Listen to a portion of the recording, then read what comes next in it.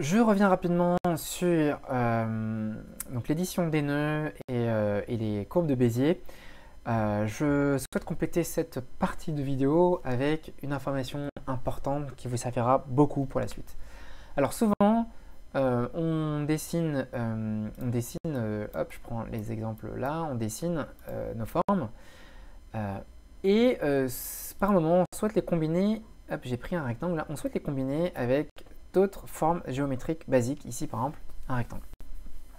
Alors pour pouvoir manipuler tout ça, c'est facile donc pour les dessins que vous avez déjà fait au préalable avec les courbes de Bézier, mais quand vous les sélectionnez un, et ben en fait vous ne pouvez pas faire autre chose que manipuler le rectangle.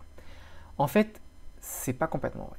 Il est possible d'éditer, regardez, je vais faire ça, d'éditer votre forme pour le rendre utilisable via les nœuds. Donc je sélectionne mon élément et je lui dis convertir un objet sélectionné en chemin. Voilà, je clique dessus. Et à partir de là, le chemin qui a été dessiné, plutôt l'objet qui a été dessiné à partir de chemin, peut être éditable avec des nœuds. Vous voyez? Donc c'est très intéressant. Et pourquoi je vous dis ça? C'est que c'est une possibilité à double tranchant. C'est-à-dire qu'une fois que vous êtes là, vous ne pouvez plus dire finalement mon rayon, je vais le diminuer au prix de la perte, on va dire, de l'équilibre et du travail supplémentaire que vous allez vous générer.